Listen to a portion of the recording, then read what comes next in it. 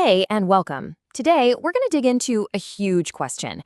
What if the whole idea of success that we've been chasing is actually wrong?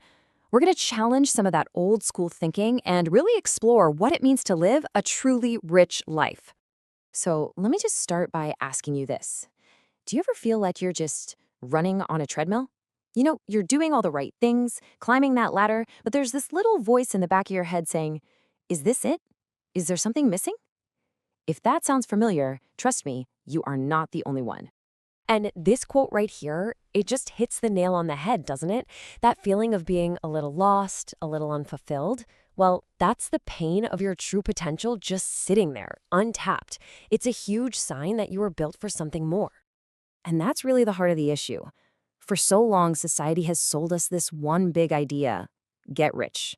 That having the most money is the final boss, the ultimate prize. But as we're about to see, when that's your only goal, it can leave you feeling incredibly poor in other ways. This brings us to this really fascinating idea. It's a bit of a paradox, really. The concept of having riches, but still living in poverty. It kind of flips everything we thought we knew about wealth completely upside down. So let's talk about what we can call the poor billionaire paradox. Just imagine for a second a person who has all the money they could ever dream of, but they're missing all the things that actually make life feel rich and worth living. I mean, just look at this contrast. It's so stark, right? On one side, you've got all the shiny objects, the big houses, the cash, the toys. But on the other side, a deep spiritual poverty. We're talking loneliness, constant exhaustion, and just zero inner peace. It's that classic story of having everything, but having nothing that really counts. You see, when you only chase money, there are these massive hidden costs. You can end up poor of joy, where nothing really makes you happy anymore. Poor of health, because you've just run yourself into the ground. Poor of confidence, because your self-worth is totally tied to your bank account. And poor of spirit, feeling completely disconnected from who you really are. Okay, so that's the problem. But here's the good news. And it's really good news. There's a totally different way to look at all of this. Let's dive into a new way of thinking, a framework for building a life that's genuinely, truly rich.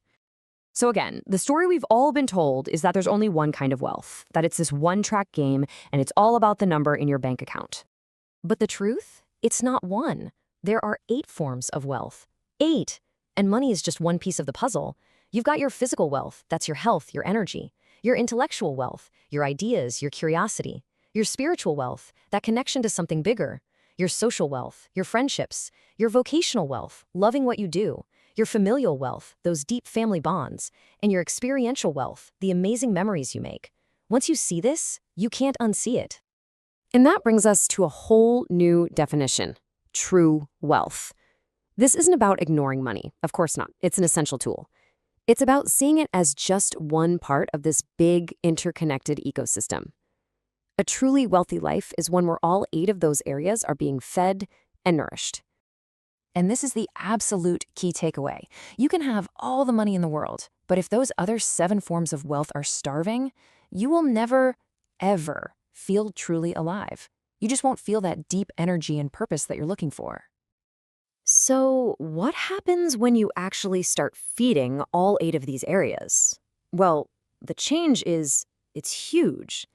Let's look at some of the incredible things that start to happen when you live this way. For starters, you unlock what feels like limitless energy. Seriously, when your body, your mind, and your spirit are all in sync, you stop just getting by. You actually start to thrive. You're filled with this vitality that just powers everything you do. Then, you tap into this deeper well of creativity. Think about it. When you're not constantly stressed and burned out chasing that one narrow goal, your mind is just free. It's free to connect ideas, to dream, to invent in ways you never imagined. And maybe the most powerful benefit of all, you build this unbreakable inner serenity. It's this quiet calm, this deep confidence that doesn't come from your job title or your car. It comes from within, because your inner life is so well nourished.